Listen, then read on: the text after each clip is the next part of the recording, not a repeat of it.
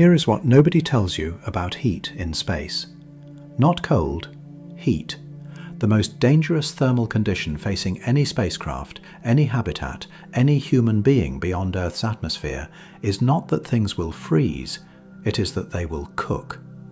In a place where the background temperature of the universe hovers just a few degrees above absolute zero, the primary engineering challenge of keeping people alive is getting rid of excess warmth. That single inversion, the fact that cold space is primarily a heating problem, changes everything about how you should understand what it means to exist beyond this planet. And the reality that emerges from that inversion is stranger, more technically demanding, and more genuinely terrifying than the simple story of emptiness and ice that most people carry in their minds. To understand why, you need to start not with space, but with a thermos on your kitchen counter. A thermos is one of the most elegant thermal devices ever built. It keeps coffee hot for hours, not by actively warming it, not by running a heating element or burning fuel, but by systematically eliminating the three mechanisms through which heat naturally moves from hot things to cold things. Understanding those three mechanisms, really understanding them at the level of physics rather than intuition, is the only way to understand what the space environment actually does to the objects placed inside it. The first mechanism is conduction. When two objects touch, heat flows between them through direct molecular contact. The atoms of the warmer object vibrate faster. They collide with the atoms of the cooler object. Kinetic energy transfers from the energetic to the sluggish.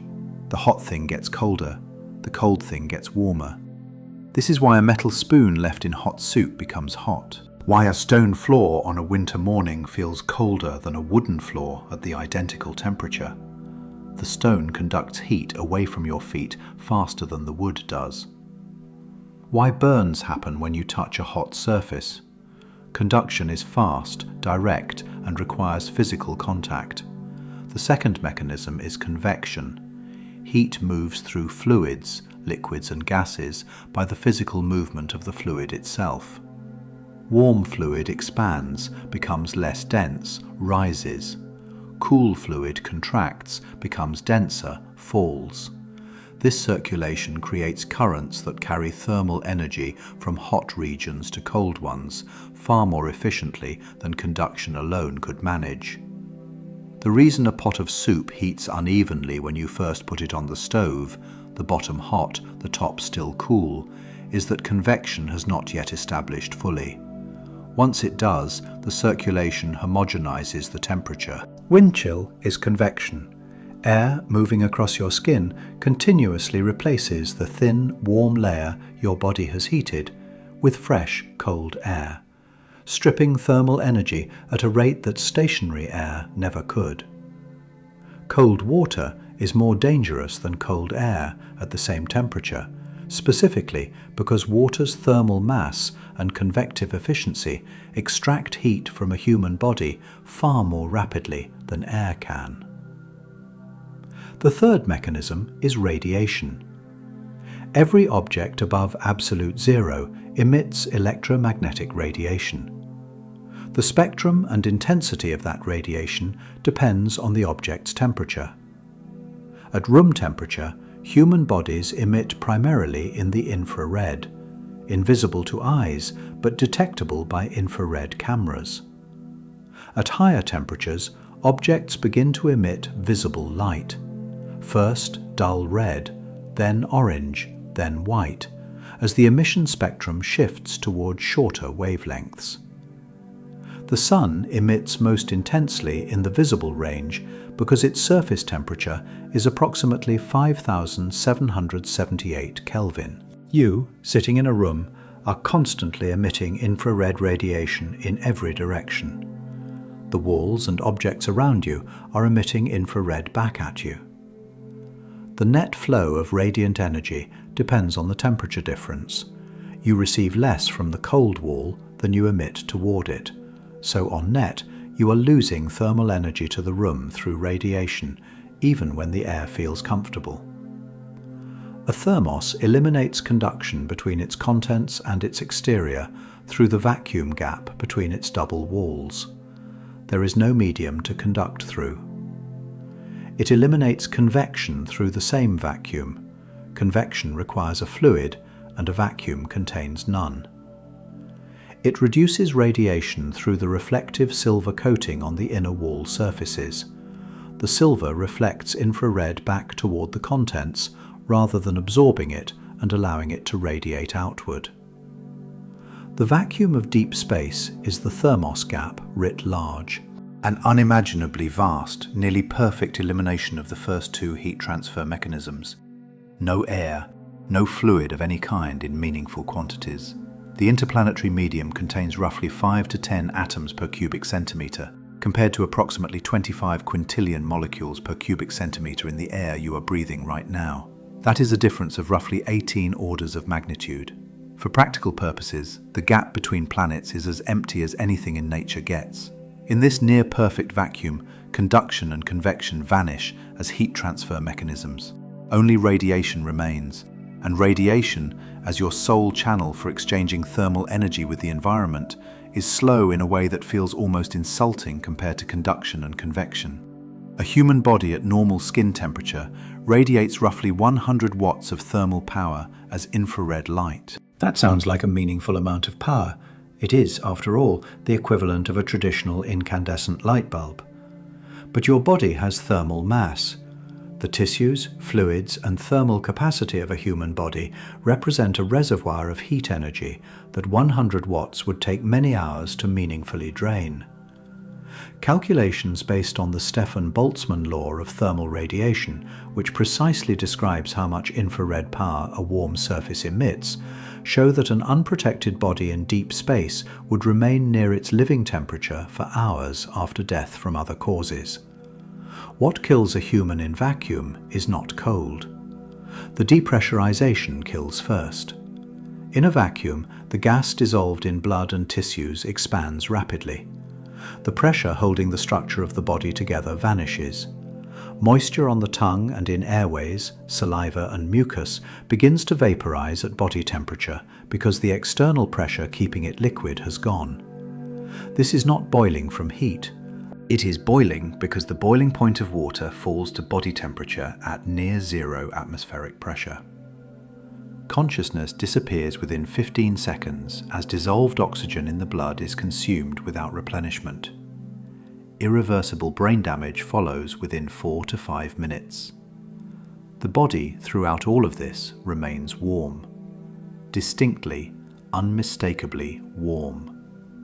The cold will come, but it will come later, slowly, over the following hours, as radiation bleeds thermal energy away photon by photon.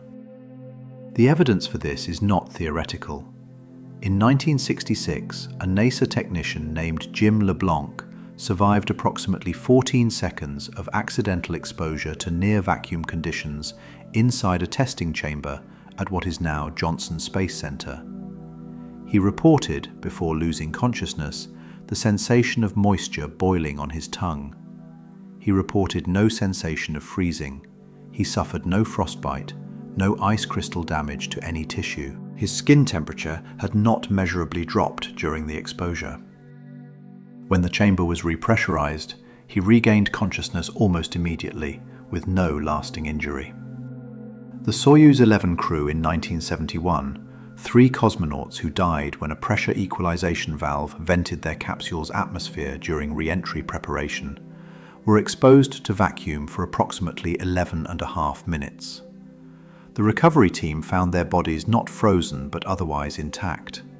They had died of asphyxiation and the physiological effects of depressurization, not of cold. Hollywood has given you the wrong death. The correct death is quieter, it takes longer, and the cold comes after, not before. So, if deep space does not flash freeze things, what temperature does it actually have? This is a question whose answer reveals something fundamental about the nature of temperature itself. Temperature is a property of matter, specifically a measure of the average kinetic energy of the atoms and molecules in a substance. A vacuum contains essentially no matter. Asking what temperature empty space has is like asking what flavor the color blue is. The question is category error. What deep space does have is a radiation environment, a faint omnidirectional bath of photons that fills every cubic centimetre of the observable universe. The cosmic microwave background, the stretched and cooled remnant of the light released when the universe first became transparent, 380,000 years after the Big Bang. Today, that radiation corresponds to a black body temperature of approximately 2.725 Kelvin. That is 2.725 degrees above absolute zero, the minimum possible temperature, the temperature at which all molecular motion ceases.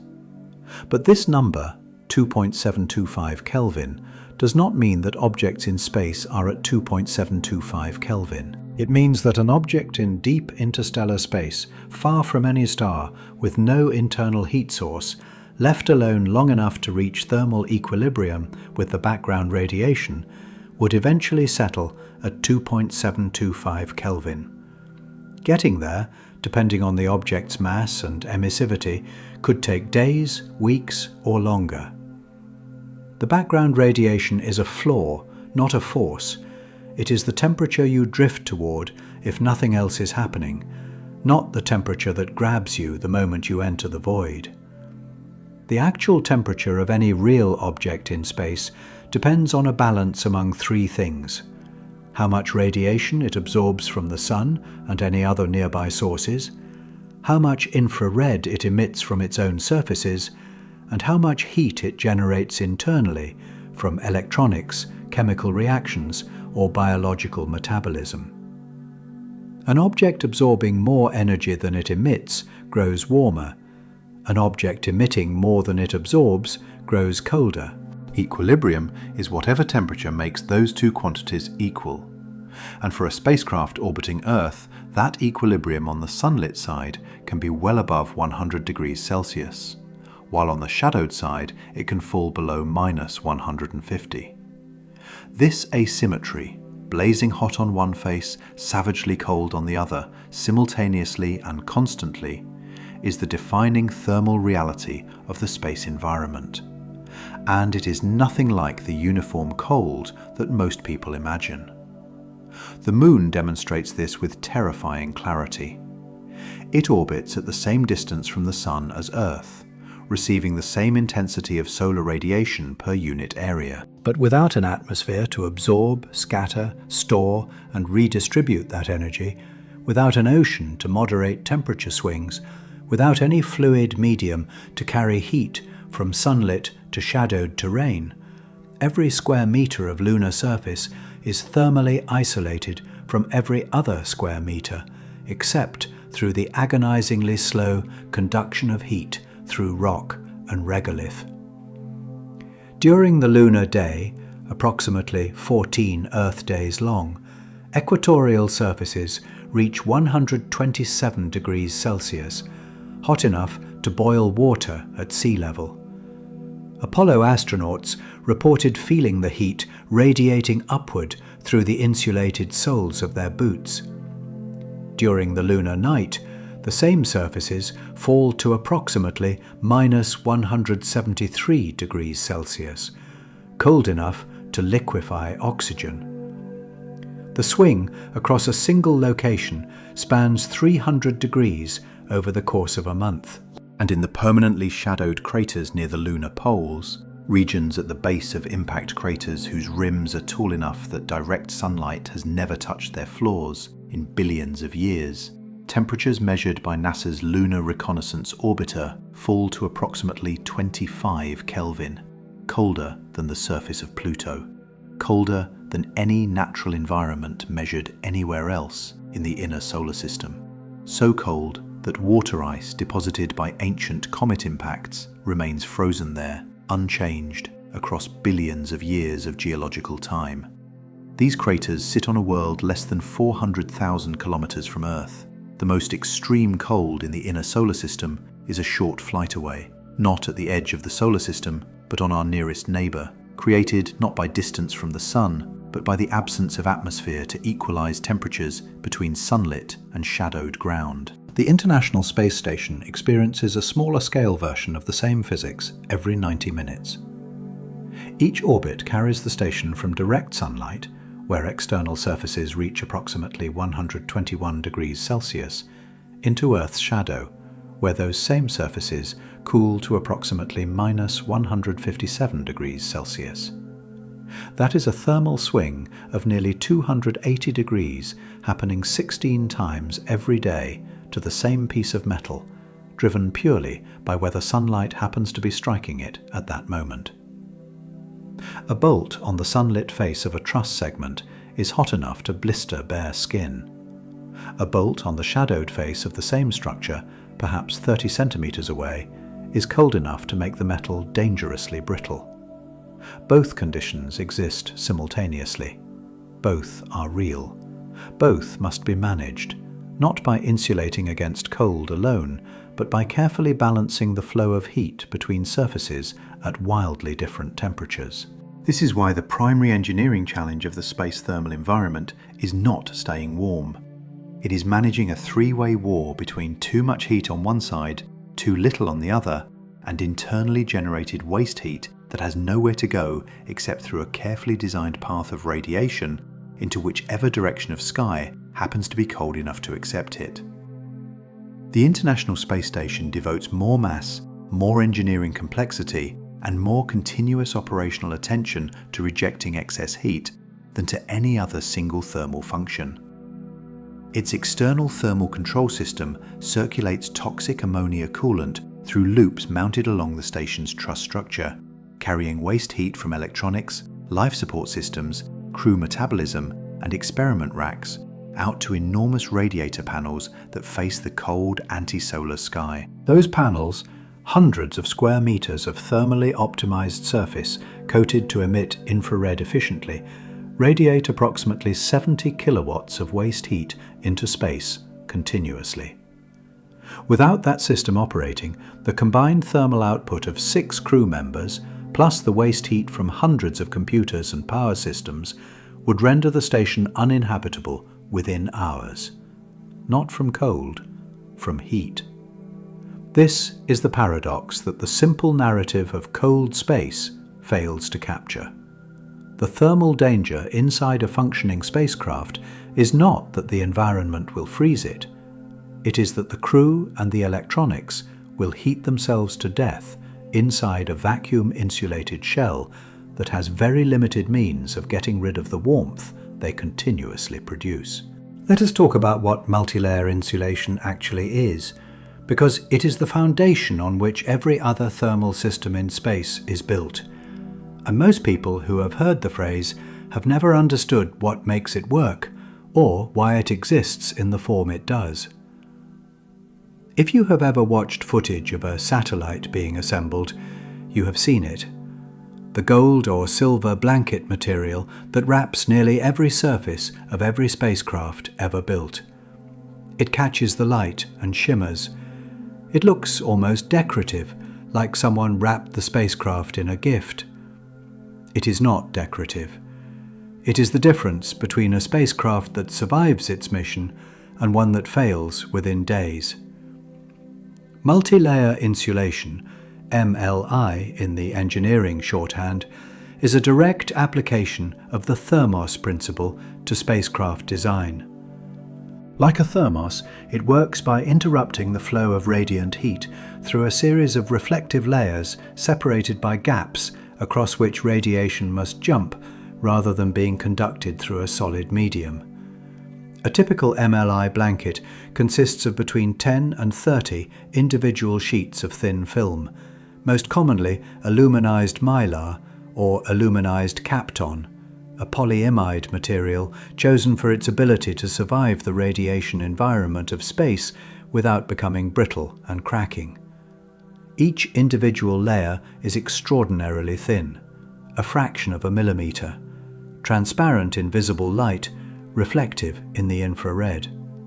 Between each pair of layers sits a mesh spacer made from a low conductivity material. Dacron netting is common, whose purpose is to prevent the reflective sheets from touching one another. Why does it matter whether the layers touch?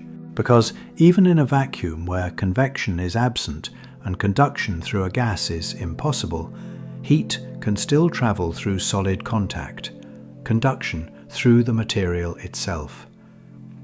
If the reflective layers were pressed flat against each other, heat would conduct straight through the stack from the warm inner surface to the cold outer surface, with only the reflective properties of the surfaces to slow it. The mesh spacers break the conductive path by holding each layer physically separate, forcing thermal energy to radiate across the gap between each pair of layers, rather than flowing through continuous material contact. At each gap, the reflective inner surface of one layer bounces most of that radiation back. Only a small fraction makes it through to the next gap. Each successive layer attenuates the thermal leakage further. The cumulative effect of this multiplicative attenuation is extraordinary. A well-constructed blanket with 15 to 20 layers can reduce radiant heat transfer by a factor of 50 to 100 compared to an uninsulated surface.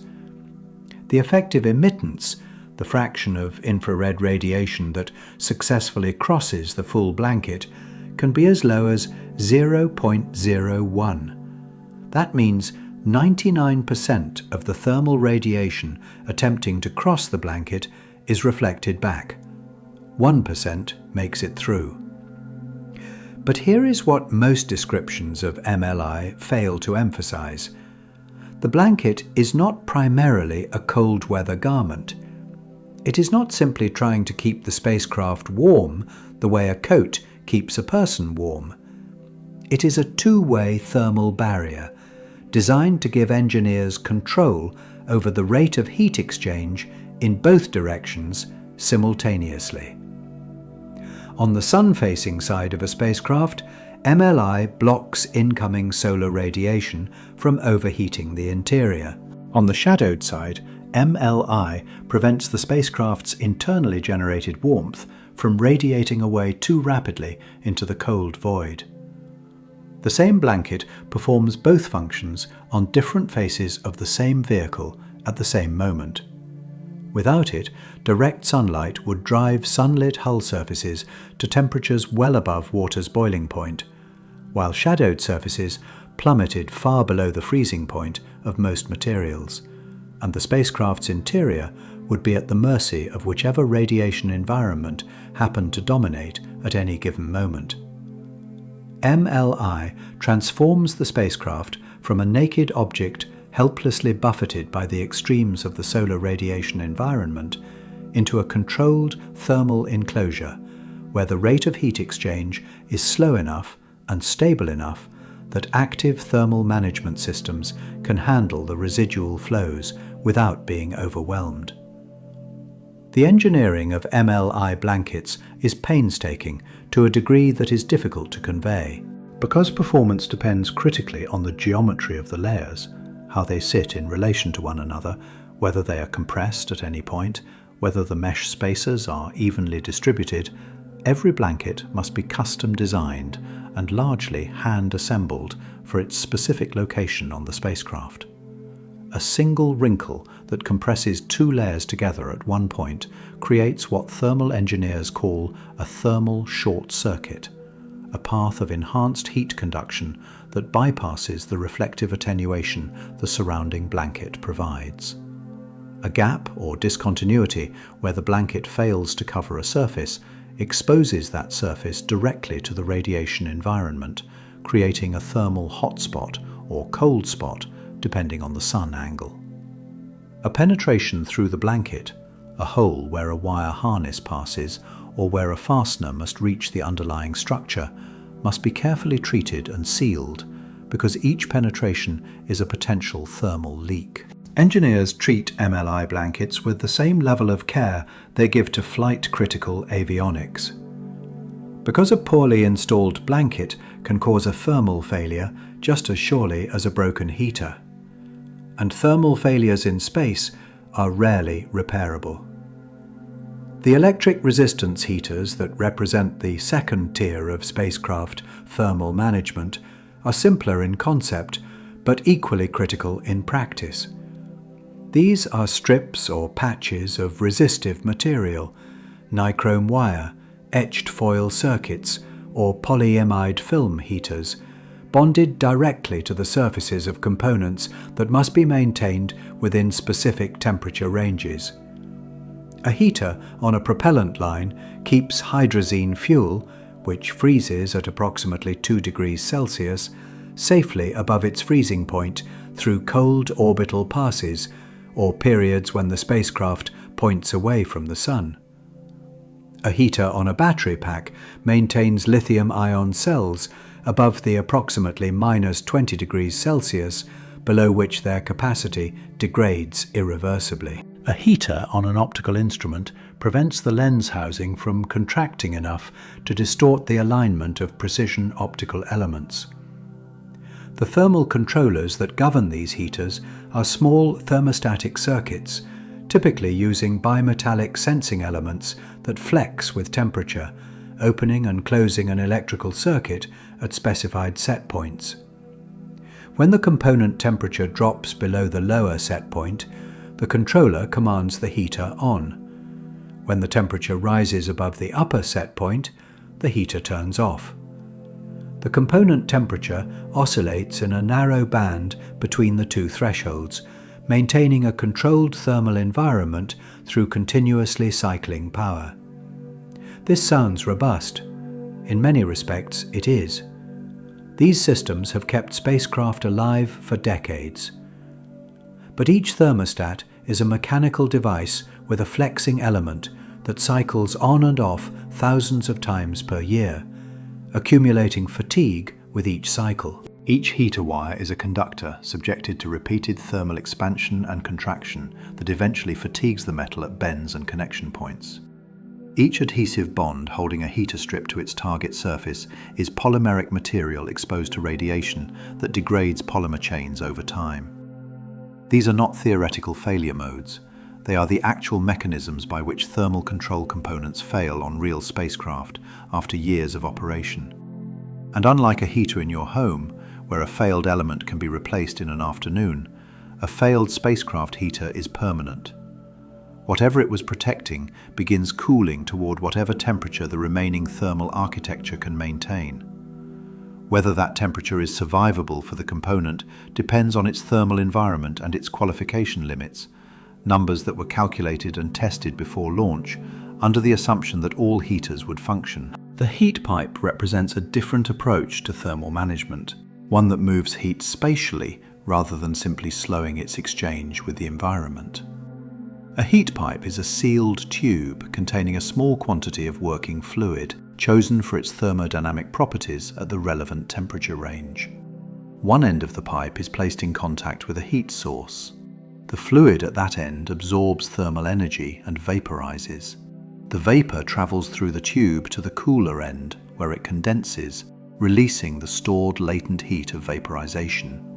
The condensed liquid then returns to the hot end through a wick structure, a porous material lining the tube's inner wall, driven by capillary action. The cycle continues as long as there is a temperature difference between the two ends. The elegance of this device is that it requires no pump, no power input, no controller. It moves heat through phase change physics, the enormous latent heat of vaporization that fluids absorb when they evaporate and release when they condense, without any moving parts beyond the fluid itself. And it does so with remarkable efficiency. A copper heat pipe of modest diameter can carry more thermal power than a copper rod of the same cross-section by a factor of hundreds, because the heat transport occurs through phase change rather than through molecular conduction. Spacecraft use heat pipes to connect components to radiator surfaces, to spread heat across structural panels, to route thermal energy around obstacles, and to link the warm and cold sections of a temperature-critical instrument. Variable conductance heat pipes add a reservoir of non-condensable gas to the system. When the heat source is cool and relatively little thermal transport is needed, The gas expands into the condenser section, physically blocking the vapor from condensing there and reducing the effective heat transport. When the heat source warms up, the increased vapor pressure compresses the gas bubble back into the reservoir, opening the condenser and increasing transport. The system is self-regulating, requiring no controller, no sensor, no power input, just the thermodynamics of gases and vapors doing what gases and vapors do. Thermal louvers extend this principle of passive self-regulation to the radiative exchange between a spacecraft's exterior surfaces and the surrounding space environment. A thermal louver is essentially an adjustable shutter mounted over a radiating surface. When the underlying surface is cold, the louver blades close, presenting a low emissivity surface to space and blocking most of the infrared emission that would otherwise escape. When the surface warms, a bimetallic actuator, or a wax-filled actuator that expands when heated, drives the blades open, exposing a high emissivity surface to space and allowing the warm surface to radiate freely. The louver adjusts its own aperture based on the temperature of the thing it is protecting, throttling the radiant heat loss to match the thermal demand. No electronics, no software, no power. Just materials responding to temperature changes with designed-in geometric responses. Thermal coatings complete the passive toolkit. The optical properties of any surface in the space environment are described by two numbers: solar absorptivity, which describes what fraction of incoming solar energy, predominantly visible and near-infrared light, the surface absorbs rather than reflects, and thermal emissivity, which describes how efficiently the surface emits in the thermal infrared, the wavelength range corresponding to room temperature objects radiating heat. These two numbers are independently tunable through the choice of surface coating or treatment. A surface with high solar absorptivity and low thermal emissivity gets very hot in sunlight. It drinks in solar energy and holds it, radiating slowly. A surface with low solar absorptivity and high thermal emissivity stays cool. It reflects most sunlight and efficiently emits whatever heat it does absorb. Engineers choose coatings for each exterior surface based on whether that surface needs to capture solar warmth, reject it, or radiate internal waste heat to space. White thermal control paints, typically based on zinc oxide or titanium dioxide, are commonly used on radiator surfaces because they reflect visible solar radiation strongly while emitting well in the thermal infrared. They stay cool in sunlight and radiate effectively. Gold-colored vapor-deposited metal coatings, visible on many satellite components, have low emissivity in both solar and thermal infrared ranges, making them good heat retainers for surfaces that must stay warm. The Apollo barbecue roll, the slow rotation of the spacecraft around its long axis during the coast between Earth and the Moon, was a consequence of all these passive thermal tools being insufficient to handle the asymmetry of direct solar heating on one face of the vehicle during a coast of 3 days. Without rotation, the sunlit side would absorb solar energy continuously and overheat. The shadowed side would emit continuously and cool dangerously. The solution was to rotate the spacecraft slowly at approximately 3 revolutions per hour, so that every surface experienced roughly equal solar exposure over time. The crew nicknamed it the barbecue roll because the spacecraft rotated like a chicken on a spit. It was not a solution that reflected elegant thermal design. It was an admission that, even with the best available coatings and insulation, you cannot leave a spacecraft stationary in sunlight without creating dangerous thermal gradients. You have to rotate it. And this technique is still used today on spacecraft transiting between planets. All of these passive systems, MLI blankets, heat pipes, thermal louvers, surface coatings, rotation maneuvers, have one thing in common. They are designed to slow the rate of heat exchange or redirect its flow, but they cannot generate heat or remove it on demand. They are the passive foundation of spacecraft thermal management. The active systems, electric heaters, fluid loops, and radiator panels, are layered on top of that foundation to handle the heat flows that the passive architecture cannot manage alone. The fluid loop is the workhorse of active thermal management for crewed vehicles. On the International Space Station, the internal cooling loop circulates water through cold plate heat exchangers mounted on every equipment rack in every module, absorbing waste heat from computers, experiments, power converters, and life support processors. The warm water flows to interface heat exchangers, where it transfers its absorbed heat to the external cooling loop. The external loop carries anhydrous ammonia, chosen for its wide liquid range, high thermal capacity, and low viscosity at the relevant operating temperatures, through tubing routed along the station's truss structure to the large radiator panels facing the cold anti-solar sky.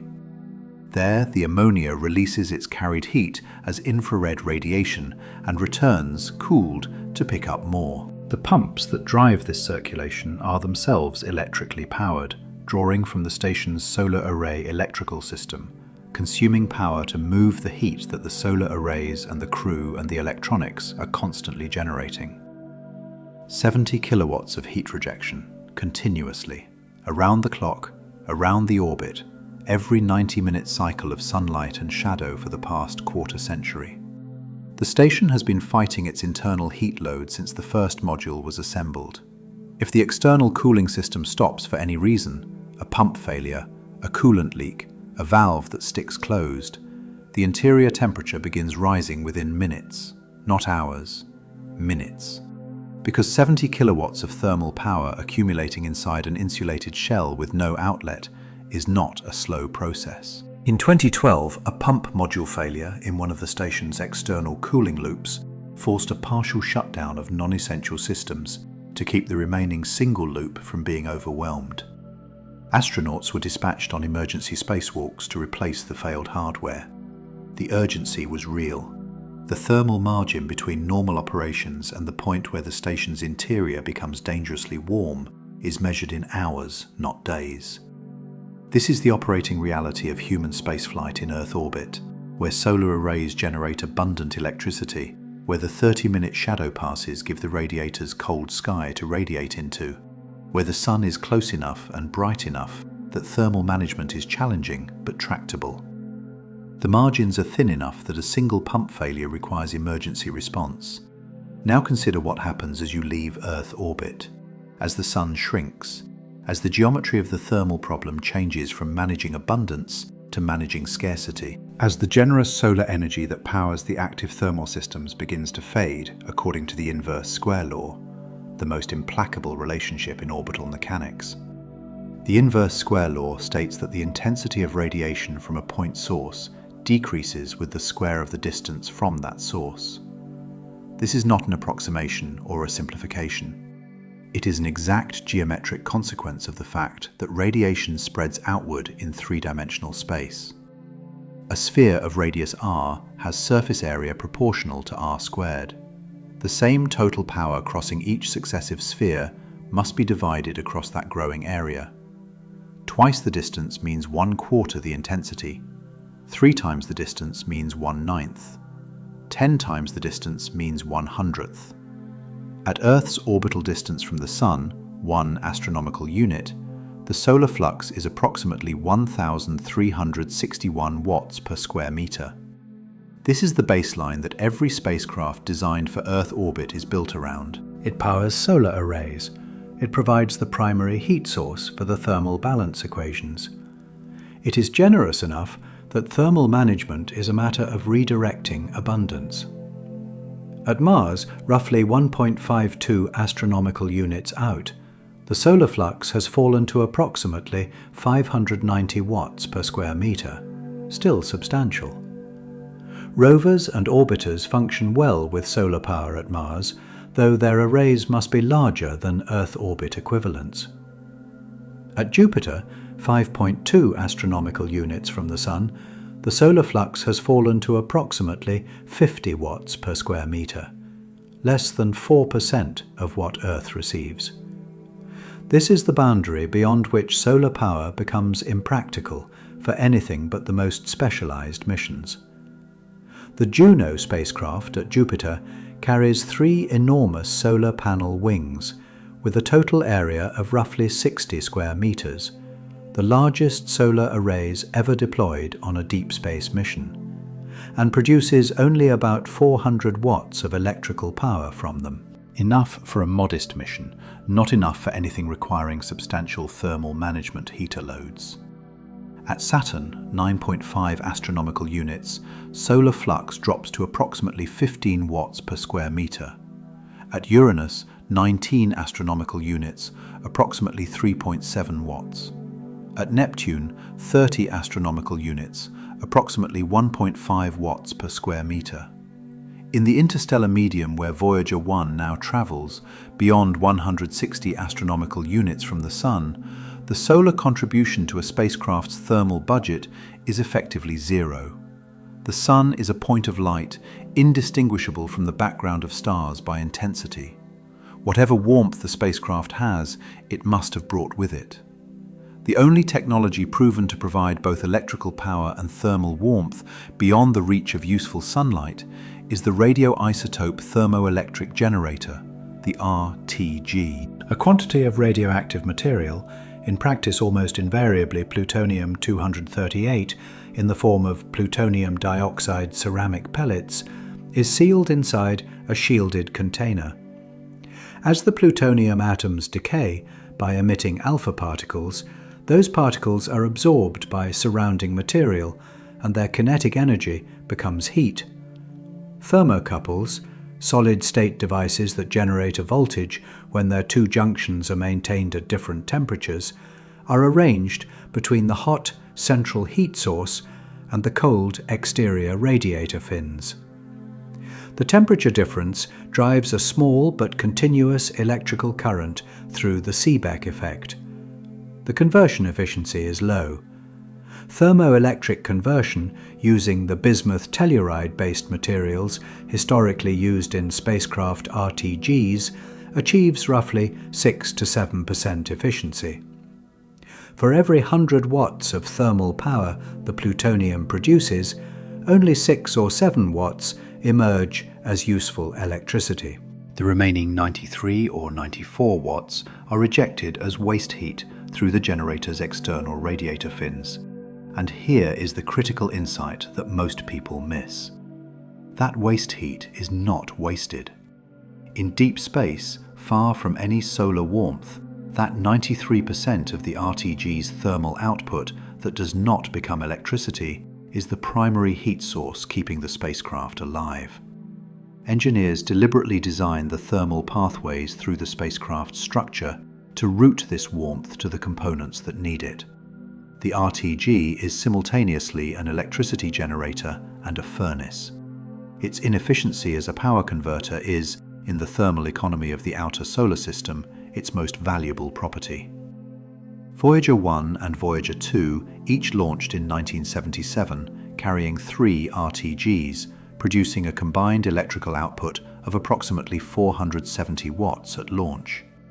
The thermal output of those generators, the waste heat, was substantially larger, approximately 6,600 watts. In the cold of the outer solar system, that warmth flowed through the spacecraft's structure, keeping propellant lines liquid, maintaining electronics above their minimum operating temperatures, and preventing the structural materials from contracting to the point where joints and seals began to fail. That was nearly 50 years ago. Plutonium-238 has a half-life of 87.7 years, meaning its heat output declines by roughly half over that period. After nearly 5 decades, the Voyager's plutonium has lost a substantial fraction of its original heat production. But the actual power decline is worse than fuel depletion alone would predict. The thermocouple junctions that convert heat into electricity degrade under the combined effects of radiation damage and the thermal stress of operating at a sustained temperature gradient. Their conversion efficiency decreases year by year. The combined effect of fuel depletion and junction degradation has reduced each Voyager's electrical output to approximately 225 watts, roughly half the original capacity, declining at approximately 4 watts per year. 225 watts for an entire interstellar spacecraft, less than the power draw of a standard desktop computer and its monitor. From this shrinking trickle, the flight team must power the attitude control computers that keep the antenna pointed at Earth, the radio transmitters that send data across more than 24 billion kilometers of space, the onboard memory and data formatting systems, the remaining active science instruments, and the heaters protecting whatever components have not yet been allowed to cool beyond survival. The thermal management of the Voyagers in their current state is not engineering in the traditional sense. It is triage. Engineers have progressively shut down heaters on one subsystem after another, accepting that those components will cool to whatever temperature the residual waste heat from nearby electronics and the structural conduction network can sustain. Some instruments have operated for years at temperatures below their formal minimum qualification limits. Some have survived. Some have not. The cosmic ray subsystem on Voyager 2 continued returning valid science data for years after its dedicated heater was powered off, functioning in temperatures well below the conservative qualification limit set before launch. This is not because the qualification limits were wrong. Qualification limits incorporate margins above the expected failure threshold to provide confidence in surviving mission lifetime under worst-case conditions. The actual failure threshold for many components is lower than the qualified minimum. How much lower is often unknown until a component either fails or it does not. Operating below qualification is operating in a region of unknown risk. Each year that passes without failure is not evidence of safety. It is merely the accumulation of luck that has not yet run out. The New Horizons spacecraft that flew past Pluto in 2015 was designed with deep space thermal survival as a primary design driver from the beginning. Its single RTG is mounted on an extended boom to keep its radiation away from sensitive instruments. Approximately 15 watts of the RTG's waste heat is deliberately conducted through the structural connection between boom and spacecraft body, providing the primary thermal input to the insulated avionics core. This 15 watts, supplemented by the waste heat of whatever electronics happen to be operating, maintains the spacecraft's internal temperature above approximately 5 degrees Celsius. Above the freezing point of its hydrazine propellant, above the minimum operating temperature of its batteries. Thermal louvers on the lower deck regulate the temperature automatically, opening when the spacecraft warms during closer solar approaches and closing as it ventures outward into the cold. Even this elegant design faces the same arithmetic as every other deep space vehicle. The plutonium is decaying, the thermocouples are degrading, the electrical output is falling. As power declines, instruments must be powered down, reducing both the science return and the internal waste heat that contributes to the spacecraft's thermal budget. The louvers that once opened to let excess heat escape will eventually remain closed permanently because there is no longer excess heat to reject. The margin between the spacecraft's internal temperature and the failure threshold of its most temperature-sensitive component will narrow year by year until some component crosses below its survival threshold and the mission ends.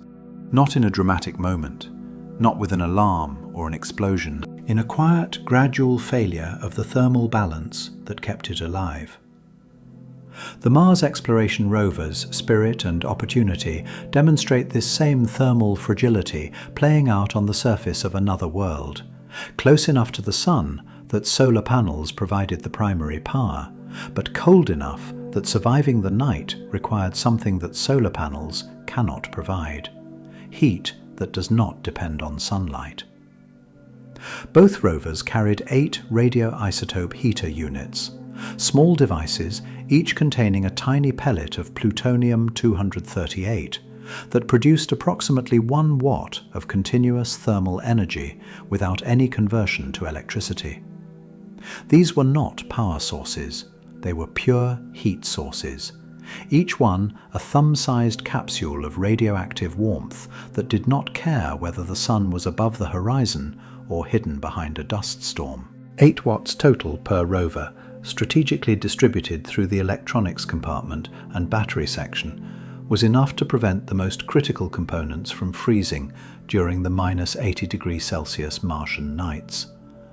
Without those 8 pellets, the lithium-ion batteries would have frozen on the first night. The mission would have produced 1 sol of data from the surface of Mars and then gone silent. Instead, Opportunity operated for nearly 15 years, and the mechanism that eventually ended Spirit's mission was thermal, a textbook illustration of the cascade that deep space thermal systems are designed to prevent. Over several years of operation, Martian dust accumulated on Spirit's solar panels. Cleaning events, wind gusts that brushed dust from the panels, occurred periodically and kept power levels adequate. Then Spirit became immobilized in soft soil in 2009, unable to free itself from the loose material that had trapped its wheels. Fixed in position, it could no longer be tilted to angle its dust-covered panels toward the winter sun. As the Martian southern winter deepened, sunlight weakened, and dust continued accumulating, power output fell steadily. With declining power came declining thermal capability. The heaters protecting the most vulnerable components began to be selectively powered down to conserve electricity for the systems that might allow communication to resume in spring. Each heater shutdown allowed another region of the rover to cool toward the ambient temperature. Each additional component cooling toward its thermal limit increased the probability of irreversible damage. Each failure of another system further reduced the power available to protect what remained. Spring came. Spirit did not respond. The thermal cascade that engineers had worked for years to prevent had closed. Exactly which component failed first was never definitively determined. The rover was silent, and silence carries no diagnostic information. The mechanism was clear: declining thermal margin, progressive heater shutdown, cascading component failure, permanent loss of communication. This is the structure of deep space thermal death. Not a wall of cold, not a sudden freeze, a slow arithmetic of declining resources and narrowing margins, playing out over months, ending not when something breaks catastrophically, but when the last functioning system that might have restored communication cools past the temperature at which it can still work. The same arithmetic, stretched over years rather than months, is playing out right now in the interstellar medium aboard Voyager 1. What makes the thermal architecture of deep space uniquely demanding compared to every other engineering challenge humanity has faced is the combination of factors that cannot be individually severe without being collectively existential. Any one of them would be manageable. Together, they create a problem where the margin between a functional spacecraft and a dead one can be measured in single watts, single degrees, single heater circuits. The power source is finite and declining on a schedule determined by nuclear physics, not by engineering choice. The thermal environment, cold space on all sides, no solar warmth at outer distances, provides no buffer against component failures. The distance from Earth makes real-time response to failures impossible, and resupply or repair essentially out of the question for any spacecraft beyond the inner solar system. The duration of missions extends to years and decades, during which every material degrades, every mechanical element accumulates fatigue, every adhesive bond weakens under the combined assault of radiation and thermal cycling. Radiation cycling, the thermal expansion and contraction driven by the cycling of heaters and the orbital day-night cycle in the inner solar system, imposes a mechanical stress that accumulates invisibly in the materials at every structural interface. Metal fatigues at the molecular level. Adhesive bonds between dissimilar materials develop microcracks at interfaces where they expand and contract at different rates. Polymer films embrittle as radiation severs polymer chains. Solder joints develop hairline fractures from the cumulative stress of thousands of thermal cycles, increasing electrical resistance until they fail as open circuits. The degradation is not dramatic, it is silent, invisible, and relentless. Seals and gaskets, the components that maintain the pressure integrity of crewed habitats and the leak tightness of propellant systems, are among the most thermally sensitive. Elastomeric materials that seal reliably at moderate temperatures harden at cold temperatures, losing the flexibility that allows them to conform to imperfect mating surfaces and maintain gas-tight contact. The compression set, the permanent deformation that results from holding a seal in a compressed state, increases with cold. A seal that was properly specified for its operating temperature range when installed can drift outside its effective performance range as temperatures fall further than anticipated, as the elastomeric material ages and stiffens, or as the geometric relationship between the mating surfaces changes due to thermal contraction of the surrounding structure. The Challenger disaster of 1986 was not a deep space thermal event, but it was a seal failure caused by a temperature drop that took the O-ring material below its designed performance range. The morning of launch, temperatures at the launch site had fallen lower than any previous shuttle flight. The O-ring material, a synthetic rubber designed to remain flexible enough to seal across the temperature range of previous launches, had stiffened in the cold to the point where it could not maintain the pressure seal required to contain the hot combustion gases of the solid rocket booster. The result was catastrophic within seconds of ignition. The relevant lesson is not confined to solid rocket boosters.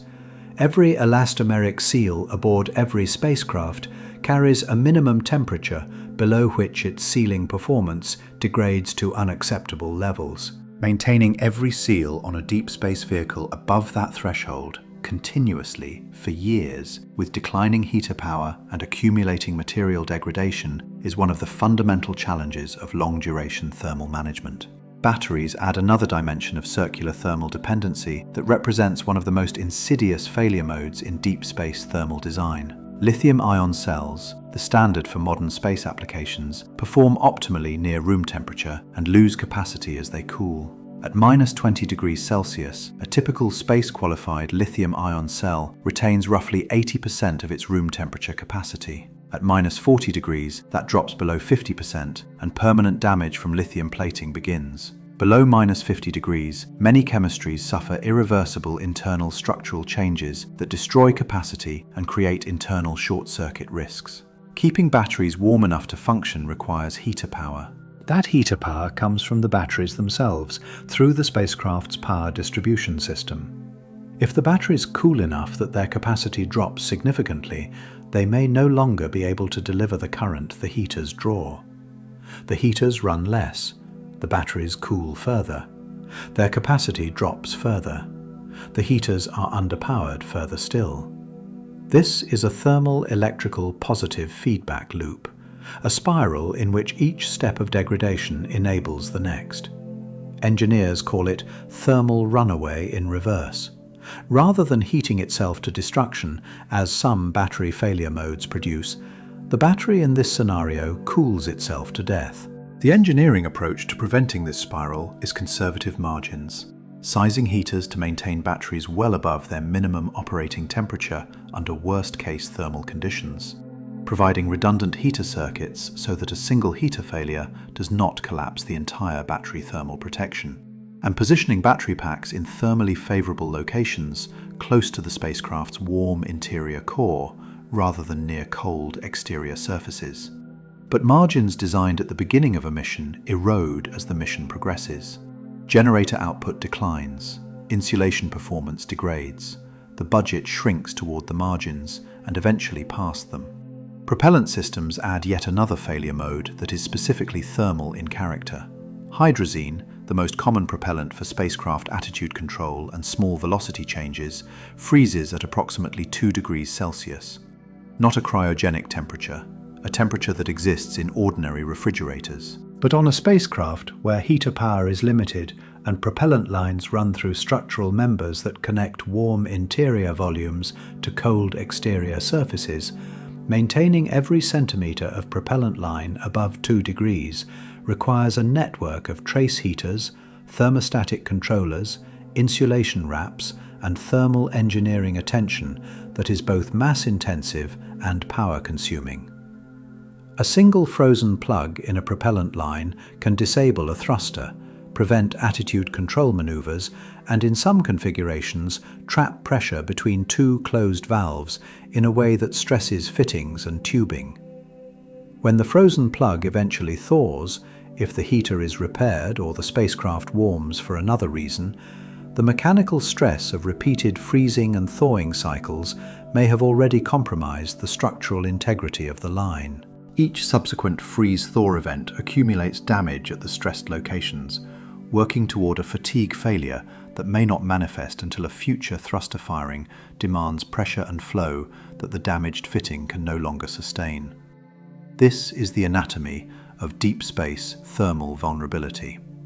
Not a single dramatic failure point, a network of interdependencies, each individually manageable within its design margins, collectively constituting a system whose overall thermal health is only as robust as the weakest link in a chain whose links are all aging simultaneously under conditions that no ground test can fully replicate over the timescales involved.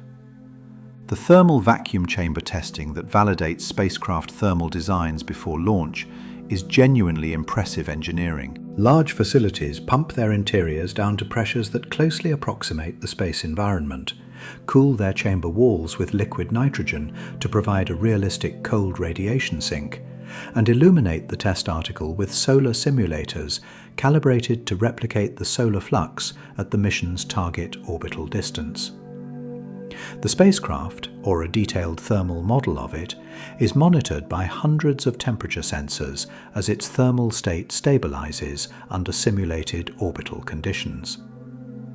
These tests validate the thermal design models, computational predictions of temperature distributions across the spacecraft under a range of operating modes and sun angles. If measured temperatures match predictions, the design is validated.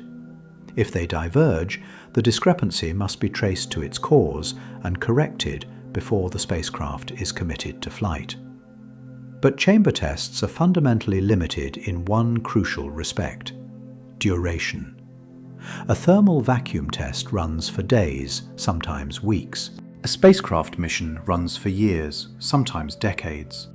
The effects of sustained radiation exposure on MLI performance, on heater adhesive bond strength, on thermostat element fatigue, on seal material stiffness, on solder joint integrity, none of these can be fully replicated in a ground test campaign. They must be modelled and predicted, and the predictions, however carefully developed, are extrapolations from accelerated test data that may not perfectly capture the behaviour of materials over multi-decade operational lifetimes in the combined space environment. The Hubble Space Telescope provides a concrete example of this limitation. After several years in orbit, the outermost layer of Hubble's multi-layer insulation, a Teflon-based material applied over the exterior to provide additional ultraviolet protection, had become severely degraded. The combined assault of ultraviolet radiation, charged particle bombardment, and thousands of thermal cycles had embrittled the material. It cracked, peeled, and separated from the underlying blanket layers it was meant to protect. Large areas of the telescope's exterior were effectively uninsulated, where the protective outer layer had failed. Astronauts on subsequent servicing missions replaced degraded insulation panels and wrapped new blanket sections over affected areas, literally re-wrapping the telescope while floating in vacuum above Earth. Without those repairs, the telescope's interior temperature would have drifted outside the stability required for precision astronomical imaging. The optics would have lost their alignment. The detectors would have operated outside their thermal calibration. One of the most productive scientific instruments in history would have become unusable. Hubble orbits in the relatively benign environment of low Earth orbit, with substantial solar power available and repair missions possible. Its thermal degradation experience is a controlled, survivable demonstration of what thermal environments do to spacecraft materials over time. For missions to the outer solar system, where repair is impossible and the thermal environment is unforgiving, the same material degradation that Hubble survived would be mission-ending. The trajectory outward from Earth toward the edge of the solar system is a thermal gradient as real as the temperature gradient between a fire and the surrounding room. Near the Sun, warmth is abundant. Thermal management is a problem of distribution and rejection. As distance increases, warmth becomes scarce. Thermal management becomes a problem of conservation and rationing. And far enough out, warmth is entirely self-generated. Whatever the spacecraft brought with it, in the form of radioactive fuel, is all it will ever have. The rate at which that fuel depletes, the rate at which the thermocouple efficiency declines, the rate at which the insulation degrades, these are the variables that determine how long a deep space vehicle can sustain the thermal balance required for its systems to function. And those rates are governed by physics that does not negotiate. The half-life of plutonium-238 is 87.7 years because of the specific nuclear structure of that isotope's nucleus, not because of any engineering decision. The thermoelectric efficiency of bismuth telluride junctions declines at the rate it declines because of the physics of radiation damage in semiconductor crystal lattices. The degradation of polymer insulation films under ultraviolet and charged particle bombardment follows kinetics determined by molecular bond energies, not by design margins. What engineers can control is how much margin they build into the thermal design, how far above the survival threshold they keep each component when the vehicle is new, so that as the margins erode, they do not reach the threshold before the mission's intended completion. They can choose to design conservatively, accepting the mass penalty of extra insulation and redundant heaters. They can choose optimistically, accepting that some components may approach their thermal limits late in the mission. They can choose with information from previous missions, learning from the thermal degradation experienced by earlier spacecraft and adjusting their margins accordingly. But they cannot stop the decay. They cannot prevent the insulation from degrading. They cannot keep the thermocouples from aging. They cannot make the Sun brighter at Saturn than it is. The thermal environment of the outer solar system is what it is, and what it is exactly as cold and dark and remote from any warmth as the inverse square law and the radioactive decay equation say it should be, with all the precision and inflexibility that physical law entails. This is the reality behind the number 2.725 Kelvin. Not an immediate threat, not a wall of cold that attacks you the moment you leave Earth's warmth. A patient, vast, indifferent absence. The absence of warmth, the absence of atmosphere, the absence of any medium that naturally distributes or buffers thermal energy. An absence that every spacecraft must compensate for through the entire duration of its mission, with resources that are finite, in a location where no replacement is possible, against degradation that is inevitable and relentless. The cold of deep space is worse than you think. Not because it is colder than you imagined, it is worse because of what it requires.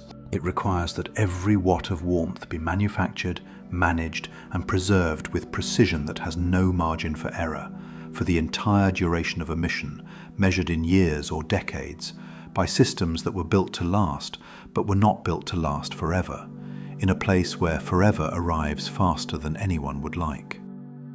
Let us talk about what actually happens inside a spacecraft when the thermal architecture begins to fail, not in the abstract language of engineering margins and qualification limits, but in the specific, sequential, physical detail of a cascade that starts with something small and ends with something final.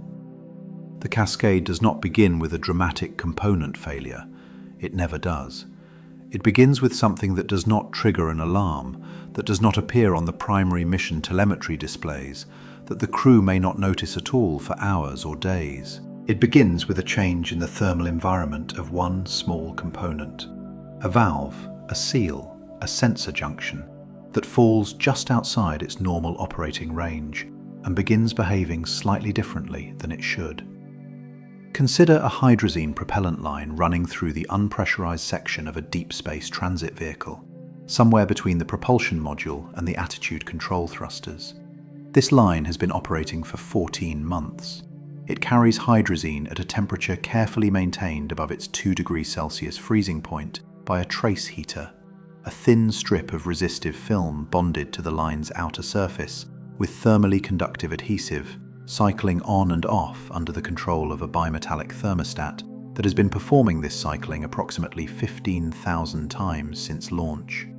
On the 15,001st cycle, the bimetallic sensing element inside the thermostat develops a fatigue crack at its brazed attachment point. The crack is microscopic, 0.3 of a millimeter. It does not sever the element or cause a dramatic failure. It changes the element's mechanical stiffness, which changes the temperature at which it deflects enough to break the heater circuit. The thermostat now reads a temperature approximately 6 degrees warmer than the actual propellant line temperature. It believes the line is at 8 degrees Celsius, when the line is actually at 2 degrees. The thermostat does not call for heat. The heater stays off. For the first 2 hours, nothing visible changes.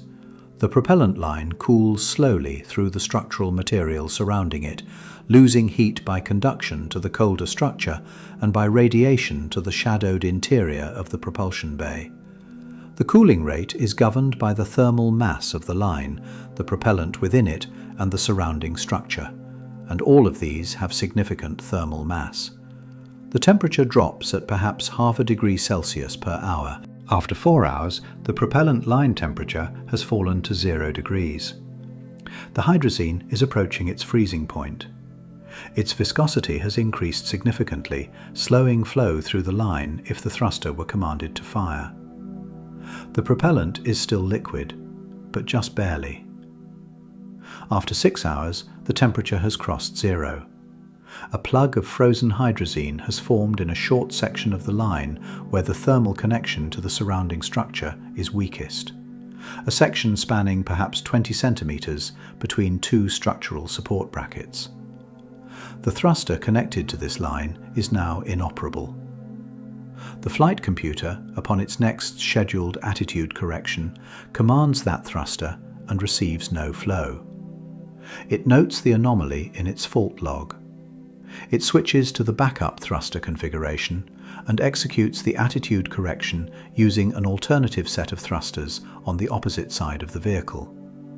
This is the system working as designed. The backup configuration exists precisely for this scenario. But the backup configuration applies forces to the spacecraft at slightly different points and in slightly different directions than the primary configuration. To achieve the same net attitude correction, the backup thrusters fire in a different geometric pattern. The result is a steady-state attitude that differs from the nominal by approximately 1.7 degrees. 1.7 degrees, less than 2% of a full circle. In an atmosphere, in any medium that equilibrates thermal energy, this would be irrelevant. But a spacecraft in the outer solar system has radiator panels whose heat rejection capability depends critically on their orientation relative to the sun and to the cold sky. The radiators are optimized for a specific attitude range. They are designed to face the cold, anti-solar hemisphere of the celestial sphere, maximizing the temperature difference between their surface and their radiation environment. 1.7 degrees of attitude error rotates the radiator panels enough that a small portion of their area now has a direct line of sight to the sun. Not much. Perhaps 3 or 4% of the radiating surface now absorbs solar energy rather than emitting into cold space. But the thermal math is unforgiving at the margins. The radiator's heat rejection capability decreases by roughly 3%. The coolant return temperature in the thermal control loop rises by approximately 2 degrees Celsius. The thermal control system, sensing this rise, increases the flow rate of coolant through the loop, which draws additional electrical power from the vehicle's power bus. Simultaneously, the frozen propellant line is not merely a malfunctioning thruster. The hydrazine plug has contracted as it froze, contracting at a different rate than the metal fitting around it. The differential contraction has loaded the brazed joint at one end of the frozen section with a stress it was not designed to sustain continuously. The joint has not failed, but the pre-stress on it has changed. It has moved closer to the fatigue loading region. Each subsequent thermal cycle, warming slightly as the vehicle's attitude changes or as heaters elsewhere in the propulsion bay operate, then cooling back toward the frozen state, will apply and release this stress, accumulating fatigue damage at the joint. The fitting will fail eventually. How many cycles it will take cannot be predicted precisely. It could be hundreds, it could be 2. Inside the pressurized habitat module, the crew notices nothing. The cabin temperature is 21 degrees Celsius, maintained by the environmental control system with the same reliability it has maintained it for 14 months. The air circulates through ducted fans past cold plate heat exchangers that absorb warmth from the cabin environment and route it to the coolant loop. The coolant loop that is now running 2 degrees warmer than nominal. 2 degrees warmer than nominal means the heat exchangers in the environmental control system are 2 degrees warmer than nominal. Their cooling efficiency is slightly reduced. The cabin air temperature is maintained by increasing the fan speed slightly, moving more air across the warmer heat exchangers to compensate. The fans draw slightly more power. The power bus draw increases fractionally. None of these changes individually exceeds any alarm threshold. None of them appears in the priority telemetry that the crew and the ground team monitor most closely. They are small, quiet changes in the thermal state of a complex system. Changes that, in isolation, would self-correct the moment the thermostat was replaced or the frozen line was thawed. But the thermostat has not been identified as failed. The frozen line has not been identified as frozen. The 1.7 degree attitude error is within the spacecraft's normal attitude deadband, the range of attitude variation that the control system permits before commanding a correction. It is not an error in the system's view. It is a normal excursion within designed-for limits. The cascade is underway. Nothing has alarmed yet. Nothing has failed visibly yet. The system is degraded and drifting toward its next threshold, and neither the crew nor the ground team knows it. This is the specific character of thermal cascade failure in deep space systems. It is not the failure of a single component that declares itself loudly and allows immediate diagnosis and response. It is the quiet, interconnected drift of multiple parameters, each individually within or near acceptable limits, collectively moving toward a state from which recovery becomes progressively harder with each hour that passes. Let us now talk about what the environment does to the materials themselves, not to the operating systems whose failures we can trace through telemetry, but to the physical substance of the spacecraft, molecule by molecule, bond by bond, crystal lattice by crystal lattice, over the years and decades of a long mission. The space environment is hostile to materials in ways that have no terrestrial analogue. On Earth, materials degrade through oxidation, corrosion, wear, biological action, and mechanical stress. These are all well understood processes with engineering databases built up over centuries of industrial experience. In space, the degradation mechanisms are different, often less understood, and in some cases unique to the extraterrestrial environment. Atomic oxygen. Oxygen atoms, rather than the familiar O2 molecules of Earth's atmosphere, is present in significant concentrations in low Earth orbit. The residual atmosphere at orbital altitudes consists primarily of atomic oxygen, the product of solar ultraviolet radiation dissociating molecular oxygen. These highly reactive atomic oxygen atoms attack polymer surfaces aggressively, oxidizing and eroding them at rates that have surprised and troubled spacecraft designers since the early days of the Space Shuttle. The Teflon outer layer of Hubble's multi-layer insulation degraded in part due to atomic oxygen erosion. Kapton, the polyimide film used in most spacecraft MLI, erodes under atomic oxygen attack at a rate that is well characterized but cannot be stopped. The erosion removes material, thins the film, and eventually compromises the film's integrity and its optical properties. For spacecraft beyond low Earth orbit, atomic oxygen is no longer a concern. It is a phenomenon specific to the residual atmosphere within a few hundred kilometers of Earth's surface. But the solar ultraviolet radiation that created it follows the spacecraft outward, and ultraviolet photons carry sufficient energy to break the chemical bonds in polymer materials. Ultraviolet degradation of organic materials in space proceeds continuously as long as the spacecraft is exposed to solar radiation. The reaction rate decreases with distance from the Sun as the solar flux decreases with the inverse square law, but it does not stop.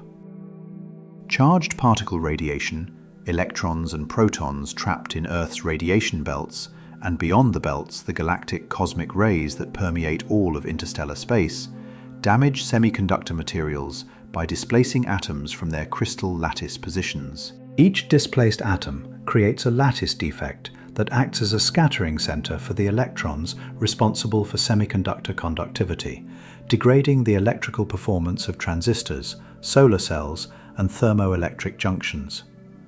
The efficiency of solar cells decreases with accumulated radiation exposure. The thermoelectric conversion efficiency of RTG thermocouples decreases with accumulated radiation and thermal stress. The performance of spacecraft electronics degrades, slowly but continuously, with accumulated dose. Thermal cycling imposes mechanical fatigue through repeated expansion and contraction of materials with different coefficients of thermal expansion. Every material expands when warmed and contracts when cooled. Different materials, metals, polymers, ceramics, adhesives, expand and contract at different rates with temperature, characterized by their coefficients of thermal expansion. At any interface where two materials with different coefficients are bonded together, a temperature change creates a shear stress at the interface, because one material wants to expand or contract more than the other, and the bond between them resists this differential motion. Each thermal cycle applies this stress once in one direction as the structure warms, and once in the opposite direction as it cools. Each application advances the fatigue of the bond or the adjacent material by a small increment. After thousands or tens of thousands of cycles, the accumulated fatigue may crack the bond, open a gap at the interface, or initiate a fatigue crack in the more brittle of the two bonded materials. The crack propagates with each subsequent cycle, advancing further with each stress application until the structural integrity of the joint is compromised. For spacecraft in low Earth orbit completing 16 orbits per day, this means approximately 5,840 thermal cycles per year. Over a 15-year mission, roughly the operational lifetime of many Earth orbit satellite platforms, the cumulative thermal cycle count approaches 90,000. The structures and bonded interfaces on these spacecraft must be qualified to survive this cycle count without failure. The qualification is done through accelerated thermal cycle testing on the ground, running components or assemblies through hundreds or thousands of cycles in thermal vacuum chambers, and extrapolating the results to predict lifetime behavior. For deep space spacecraft, the thermal cycle frequency is lower, determined by heater cycling rather than orbital day-night transitions. But the missions are longer and the thermal environment is colder, which means the amplitude of the temperature swing during each heater cycle may be larger. And the combined effects of radiation damage and thermal cycling are not simply additive. Radiation-damaged materials have different fatigue characteristics than undamaged ones, and the interaction between these degradation mechanisms is complex enough that purely empirical extrapolation from ground tests cannot be fully trusted over multi-decade mission lifetimes. Lubricants present another material challenge unique to the space environment. Many spacecraft mechanisms, antenna drives, solar array gimbals, reaction wheel bearings, thruster valve actuators, require lubricated moving contacts. On Earth, the chemistry of lubrication is well understood, and lubricant performance is characterized for the temperature ranges relevant to terrestrial machinery. In space, the requirements are radically different. A spacecraft lubricant must remain fluid enough to lubricate effectively at the lowest temperatures the mechanism will experience, potentially far below -100 degrees Celsius for mechanisms in shadowed deep space environments. It must not evaporate in vacuum. Vapor pressure must be low enough that the lubricant does not sublime away in the hard vacuum of space over the years of the mission. It must not degrade under radiation exposure. It must not outgas, release volatile components that could condense on optical surfaces or sensitive detector elements and degrade their performance. And it must function over the entire temperature range the mechanism encounters, from cold survival temperatures through warm operational temperatures, maintaining appropriate viscosity and film strength at both extremes. No single lubricant meets all of these requirements optimally. Space lubricants are engineering compromises, typically perfluoropolyether (PFPE) fluids, or certain formulations of multiply alkylated cyclopentane (MAC) oils, selected for the specific balance of properties required for each mechanism. Even these specialized lubricants have temperature limits below which they become too viscous for effective lubrication, and above which they may thin to inadequate film thickness. Operating a mechanism outside its lubricant's effective temperature range can result in inadequate lubrication, accelerated wear, and eventual seizure of the bearing or joint. A reaction wheel that seizes, from lubricant failure, from a failed heater that allowed the bearing temperature to fall below the lubricant's effective viscosity range, from radiation-induced changes in the lubricant chemistry, removes one of the spacecraft's attitude control actuators. Attitude control using reaction wheels depends on having working wheels in at least 3 independent axes. The loss of a single wheel typically triggers a transition to a backup control mode using thrusters, which consumes propellant. Propellant is finite and non-replenishable.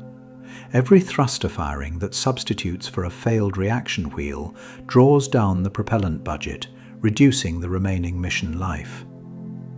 The thermal failure of a single bearing lubricant by a mechanism invisible in routine telemetry begins consuming the mission's propellant margin, the resource that determines whether the spacecraft can complete its planned trajectory and science objectives or must cut the mission short.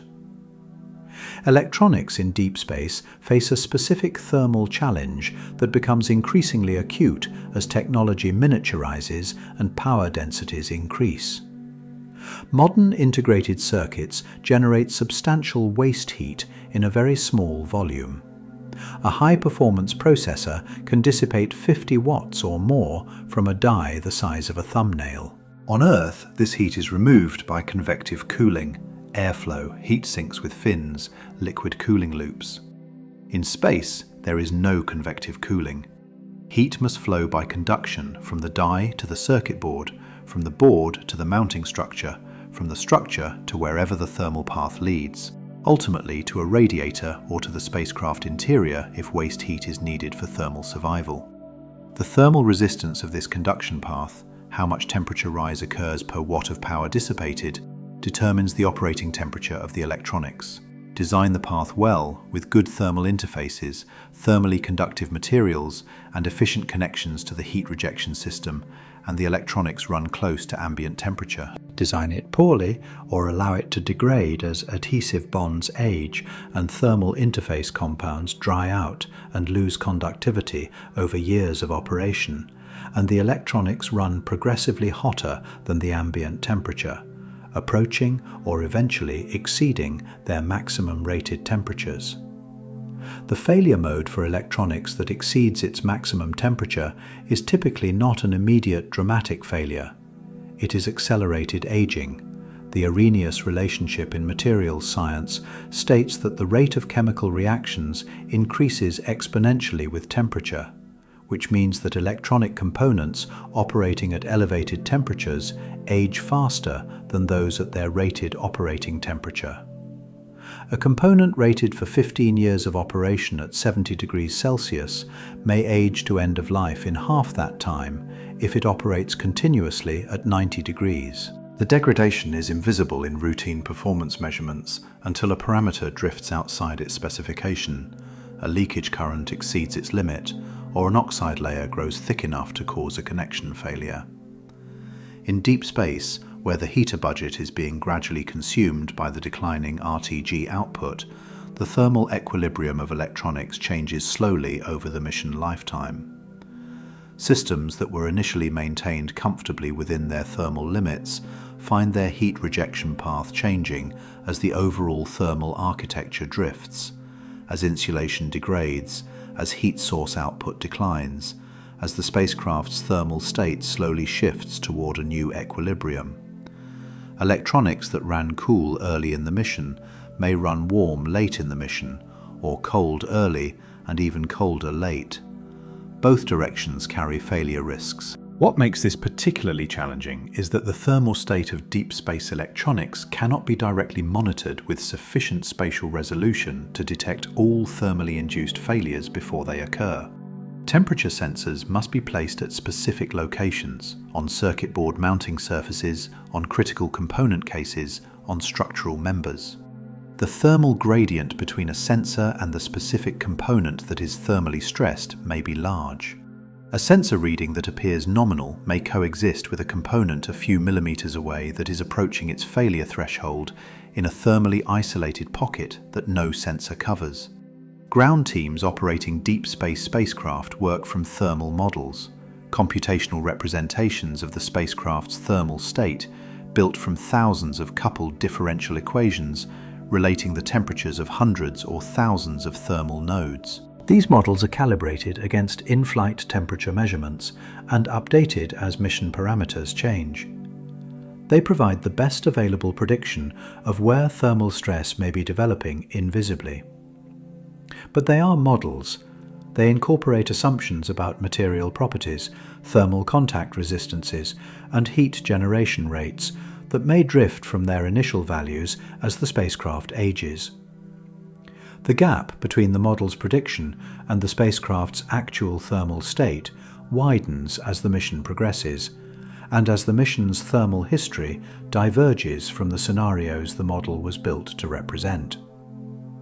Operating a deep space spacecraft at the end of its design life is fundamentally an act of management in the face of incomplete information about a system whose degradation cannot be fully characterized from a distance of billions of kilometers, with a sensor network that was sized for a different phase of the mission. It requires a combination of detailed thermal engineering knowledge, careful monitoring of the available telemetry, conservative operational decisions, and the willingness to accept that some failures will occur without warning, because the thermal architecture that might have provided warning degraded before the warning system it would have triggered became relevant. This is not a deficiency of engineering competence or mission planning. It is the fundamental character of operating complex systems in an environment that offers no assistance, no buffer, no opportunity for inspection or repair, and no tolerance for the natural degradation that time and the radiation environment impose on every material that has ever been placed in space. And it leads inevitably to the question that every deep space mission must eventually face.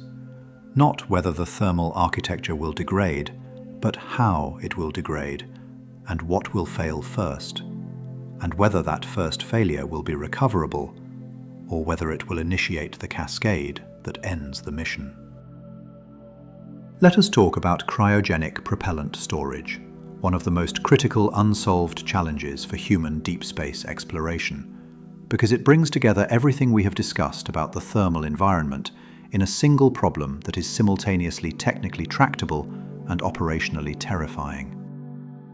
Liquid hydrogen and liquid oxygen together provide the highest performance of any chemically propelled rocket system. The Space Shuttle main engine, burning liquid hydrogen and liquid oxygen, achieved a specific impulse of approximately 453 seconds in vacuum, the highest of any oxygen-hydrogen engine that has ever flown. Higher specific impulse means more delta velocity per unit propellant mass, which means either more capability from a given propellant load or a smaller propellant load for the same mission. For human missions to Mars and beyond, the performance advantage of cryogenic propellants is substantial enough that mission planners return to them repeatedly despite the challenges.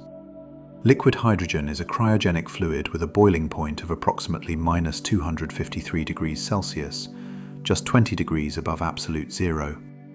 Liquid oxygen boils at -183 degrees Celsius. Storing either fluid in space requires maintaining it at cryogenic temperatures indefinitely against the thermal environment that permeates the space around the storage vessel. Even the best MLI blankets cannot reduce heat leak to zero. Some thermal energy from the spacecraft's warm structure, from solar radiation, from the RTG if one is present, from electronic waste heat, conducts or radiates its way to the propellant tank. As this heat reaches the liquid cryogen, it vaporizes some of the propellant. The vapor pressure in the closed tank rises. If not managed, the rising pressure eventually either forces the vapor through a relief valve, losing propellant, or raises the pressure enough to liquefy the vapor again through pressurization, which does nothing useful and eventually exceeds the tank's structural limits. Current passive insulation technology for liquid hydrogen storage in space would result in boil-off losses on the order of 0.5% of total propellant mass per day under realistic thermal environments. For a transit to Mars lasting 6 to 9 months, 180 to 270 days, this equates to losing between 90 and 135% of the initial liquid hydrogen load. The propellant would be entirely gone before the spacecraft arrived at Mars. This is not a small engineering challenge. It is a fundamental incompatibility between the performance advantage of cryogenic propellants and the thermal reality of the deep space environment. The propellant that makes the mission most efficient thermodynamically is the same propellant that the thermal environment destroys most efficiently.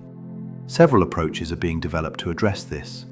Zero boil-off technologies use active cryocoolers, mechanical refrigeration systems driven by electrical power, to intercept the heat leaking into the propellant tank and reject it before it can reach the cryogen. Rather than allowing the heat leak to vaporize propellant, the cryocooler pumps it out of the system before the phase change occurs. This theoretically eliminates boil-off entirely, but it requires electrical power drawn from the same finite budget as heaters and science instruments. It adds mass and complexity, mass that must be launched from Earth, and complexity that introduces additional failure modes in systems where repair is impossible. And it requires that the cryocooler continue functioning for the entire duration of the mission, years, under conditions of radiation exposure and thermal cycling that degrade mechanical systems. No spacecraft has yet demonstrated zero boil-off cryogenic propellant storage in operational deep space conditions. The technology exists in the laboratory and has been tested in short-duration ground experiments. Translating it to a multi-year deep space mission is a different problem entirely. This is not a situation where the engineering is understood and the only remaining work is implementation. It is a situation where the fundamental operational behavior of the combined thermal control, cryogenic storage, and active cooling system over multi-year timescales in the actual deep space environment has never been characterized, because no such system has ever flown. For human missions beyond Earth orbit, cryogenic propellant storage represents one of the longest-standing and least resolved technical challenges, and its resolution is entirely dependent on the thermal environment, on the ability to manage heat flow with sufficient precision over sufficiently long durations, with systems that are reliable enough to function without maintenance in the most remote and unforgiving environment accessible to spacecraft. The alternative, using propellants that do not require cryogenic storage, involves accepting a performance penalty that increases the mass of propellant required for the mission, which increases the mass of the propellant tanks, which increases the mass launched from Earth, which increases the cost and complexity of the entire mission architecture. The thermal properties of propellants are not merely a logistical detail. They are a fundamental parameter of every deep space mission design, affecting the feasibility and cost of human exploration of the solar system at the most basic level. Let us now talk about something that the engineering discussion tends to obscure, about what the human experience of managing thermal systems in deep space actually involves, and why the psychological dimension of thermal management is as important as the technical one. A crew aboard a deep space vehicle is living inside a machine, not metaphorically, literally. Every breath they take is processed by a machine. Every drop of water they drink has been through a purification system.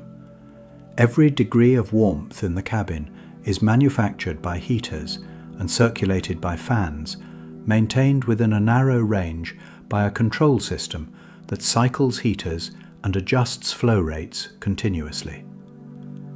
The natural environment outside the hull is not merely inhospitable, it is definitively lethal. There is nothing outside the spacecraft's walls that sustains life, that moderates temperature, that provides any resource or any comfort. The machine is not supporting life in a challenging environment. The machine is the environment. Without it functioning correctly, there is no life. This creates a psychological relationship with thermal systems that has no analogue in terrestrial engineering.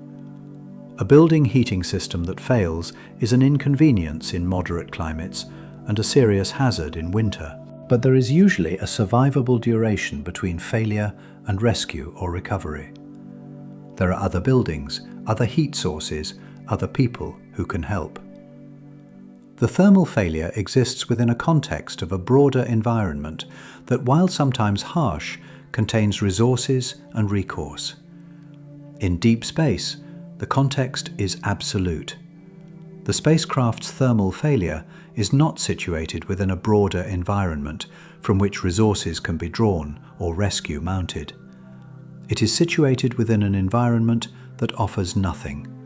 That is, by its fundamental physical character, the complete absence of everything that makes thermal survival possible. When the heater fails, there is no other warmth to draw on. When the coolant pump fails, there is no other way to reject the heat building in the electronics. When the propellant freezes, there is no alternative source of attitude control. For crew members who understand this, and who must understand it because their lives depend on it, the continuous monitoring of thermal system status is not merely a technical responsibility, it is an existential one. The temperature readings on the habitat thermal control displays are not engineering metrics. They are the vital signs of the machine that is keeping them alive. An anomalous reading is not a performance degradation. It is the early warning of a cascade that could end their lives before rescue is possible. Living with this awareness continuously for a mission of months or years imposes a psychological burden that no amount of training fully prepares a person for. The rational understanding that the thermal systems are robust and redundant and have survived 14 months without significant anomaly coexists with the visceral knowledge that in deep space at the distance of Jupiter or Saturn, a cascade that begins as a failed thermostat can end as a frozen, dead spacecraft within days or weeks. The distance from the nearest source of rescue or replacement parts is measured in years of travel time, not hours or days. The crew must balance the vigilance necessary to catch developing thermal anomalies before they cascade with the psychological sustainability of maintaining that vigilance continuously over a long mission. Too much vigilance, constant anxiety about the thermal systems, obsessive monitoring of temperature telemetry, intrusive concern about every minor fluctuation, impairs the cognitive performance and mental health that good mission operations require. Too little vigilance allows the subtle, early signatures of developing thermal problems to go unnoticed until the cascade is well underway and recovery options are limited.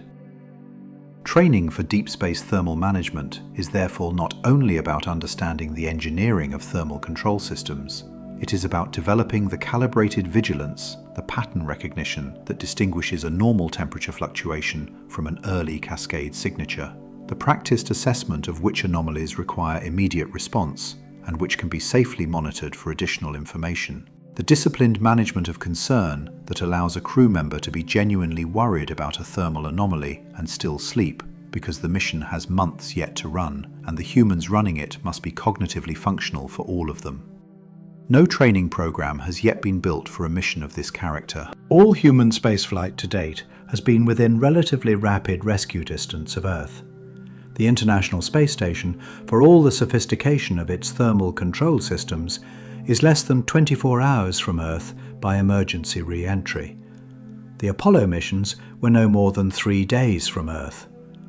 The thermal failures that would be survivable emergencies in low Earth orbit, manageable with ground team support, with the option of accelerated return, with the possibility of sending replacement parts on a resupply mission, become existential crises at the distance of Mars, and impossible situations at the distances of the outer solar system. The psychological preparation for living inside a thermal machine in the complete absence of any external thermal resource is one of the genuinely novel challenges of deep space human exploration, a challenge that is inseparable from the physical challenge of keeping the thermal systems functioning, because the people who must keep those systems functioning must remain psychologically capable of doing so through months or years of isolation in a situation where the consequences of failure are final.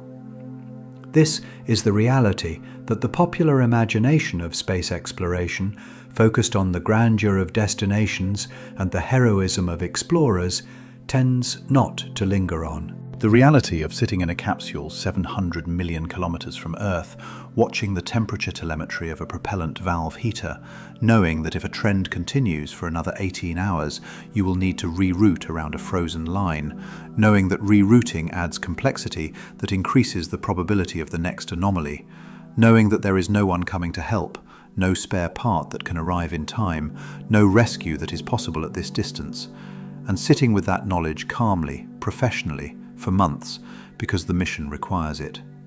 The cold of deep space is worse than you think, not only because the engineering is more complex than most people imagine. It is worse because the engineering complexity exists in a context of complete isolation and finite resources that transforms every thermal anomaly from a problem to be solved into a question about whether the machine that is keeping you alive will continue to keep you alive long enough to get home. That is what the thermal environment of deep space actually means for the humans who will eventually go there. Not frozen solid in a second, something far more demanding than that. Go outside tonight. Stand still for a moment. Feel the air on your face. Whatever temperature it is, whether it carries the chill of autumn or the warmth of a summer evening, that air is doing something extraordinary. It is touching you.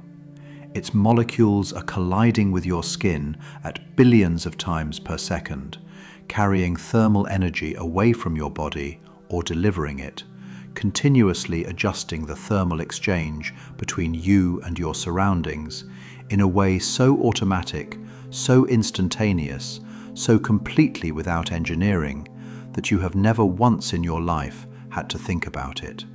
That is conduction. That is convection. Now look up. Everything above the thin shell of atmosphere that you cannot see, but that you can feel, the slight resistance of the air as you move through it, the sound it carries, the warmth it holds against the cooling earth after sunset. Everything above that shell obeys different rules. Rules that have no intuitive analogue in any experience you have ever had. Rules that make the engineering of anything that lives up there one of the most demanding challenges human beings have ever attempted. In deep space, there is no air to touch you, no molecules to carry warmth from where it is abundant to where it is needed, no atmosphere to hold temperature steady between day and night, between sunlit surface and shadow, no medium of any kind to average out the extreme asymmetries that radiation from the sun imposes on every surface it strikes. There is only radiation. The slow, patient exchange of infrared photons between warm surfaces and the cold void, governed by the fourth power of temperature. Irreplaceable as the sole mechanism of heat transfer in a vacuum that contains perhaps 10 atoms per cubic centimetre, where the air around you contains 25 quintillion. This is not a subtlety. It is the defining physical fact of the space environment, and nearly everything most people believe about what that environment does to objects placed inside it is wrong. The unprotected human body in deep space does not freeze instantly. It remains warm, distinctly, measurably warm, for hours after the other causes of death have already been complete. The vacuum kills through pressure loss and oxygen deprivation, not through cold. Consciousness gone in 15 seconds, irreversible damage in 4 minutes, the body still warm throughout. The freezing comes slowly afterward, over hours, as radiation bleeds thermal energy into the void at a rate determined by the Stefan Boltzmann law, roughly 100 watts from a body temperature surface into an environment that absorbs everything and provides almost nothing in return. We know this because people have survived brief vacuum exposures. We know this because the bodies of those who have not survived were found warm. The Hollywood image of instantaneous freezing is fiction built on an intuition that applies only in the presence of a conducting medium, which is precisely the thing that space eliminates. The real thermal danger is not a fast death from freezing. It is the slow, relentless engineering challenge of managing heat in a place where your only tool for doing so is the electromagnetic spectrum, and the only direction heat flows is outward. Think about what the International Space Station is actually doing every moment of every day. Its enormous radiator panels, over 1,000 square meters of thermally optimized surface, are rejecting 70 kilowatts of waste heat continuously into the cold sky. Not because the station is cold and needs to stay warm, because the station is warm, heated by solar radiation, by 6 human metabolisms, by hundreds of computers and power systems and life support processes. And in the absence of any convective medium to carry that warmth away, the only option is to radiate it. Without those radiators running without pause, the station's interior temperature rises toward lethality within hours. Not from cold, from heat. The primary thermal threat inside a functioning spacecraft in Earth orbit is overheating. The thermal engineers who keep crew alive are not primarily fighting the cold of space. They are fighting the accumulation of internally generated warmth that has no natural way to escape. And this is in Earth orbit, where the sun is close and powerful, where solar arrays generate abundant electricity, where repair missions are possible, where the crew is never more than 24 hours from emergency re-entry and rescue. Now think about what happens as you move outward. The inverse square law is one of the most elegant and merciless relationships in physics. Double the distance from the Sun and you receive 1/4 the sunlight. 3 times the distance and you receive 1/9. At Jupiter, 5.2 astronomical units from the Sun, the solar flux has fallen to less than 4% of what Earth receives. At Saturn, less than 2%. At Neptune, approximately 1/10 of 1%. Beyond Neptune, in the interstellar medium where Voyager 1 now travels, the Sun contributes essentially nothing to the thermal budget of any object present. At those distances, solar power is gone. The only heat source is whatever you brought with you. In practice, for every spacecraft humanity has ever sent beyond the asteroid belt, that means plutonium-238, a radioactive isotope whose atoms decay on a schedule determined by nuclear physics and nothing else, releasing heat as alpha particles are absorbed by surrounding material, converting roughly 6 or 7% of that heat into electricity through thermoelectric junctions, whose efficiency declines year by year under radiation damage. The Voyager spacecraft, launched in 1977, carried RTGs, producing approximately 470 watts of electrical power at launch. They now produce approximately 225 watts, 4 watts less per year. The plutonium is decaying. The thermocouples are aging. The heat that once kept every system safely above its survival temperature is slowly, inexorably declining. Engineers have responded by shutting down heaters, one by one, accepting that each powered-down heater allows another component to cool toward and perhaps beyond its survival threshold. The instruments that continue to function on the Voyagers are operating in some cases below their formal minimum qualification temperatures. They have survived because qualification limits include conservative margins above actual failure thresholds. How much margin remains is not precisely known. Each year without failure is not evidence of safety. It is the continuation of luck that will eventually run out. This is what thermal management in deep space looks like from the inside. Not a dramatic confrontation with a hostile environment. A slow, careful, resource-constrained triage of a system whose every component is aging simultaneously, in an environment that offers no external warmth, no possibility of resupply, no option of repair, and no rescue if the cascade begins. The cascade begins not with a catastrophic failure, but with something small. A thermostat that has cycled 15,000 times develops a fatigue crack in its bimetallic sensing element. It reads 6 degrees warmer than the actual temperature of the propellant line it is protecting. It does not call for heat. The heater stays off.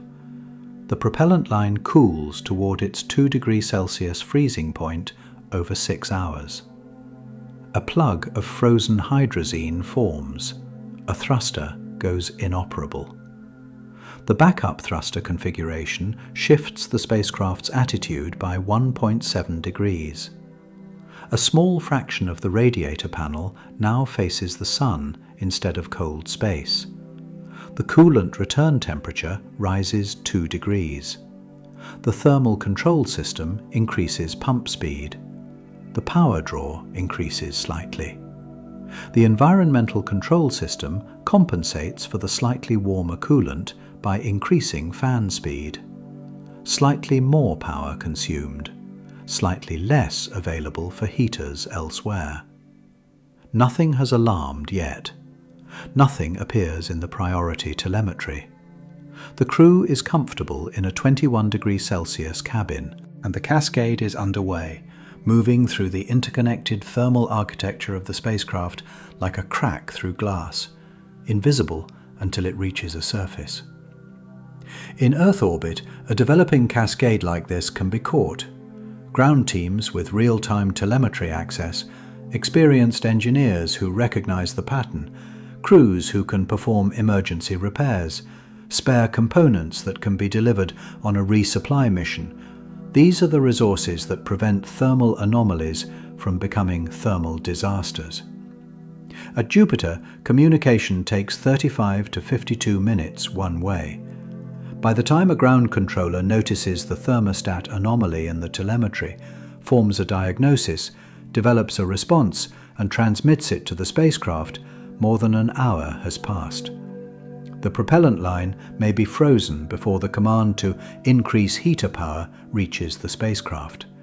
The cascade may be 3 steps further advanced before any ground-commanded response can take effect. At Saturn, communication delay is 68 to 84 minutes each way. At the distances of the Voyagers, measured in billions of kilometers, the light travel time for a signal is more than 22 hours in each direction.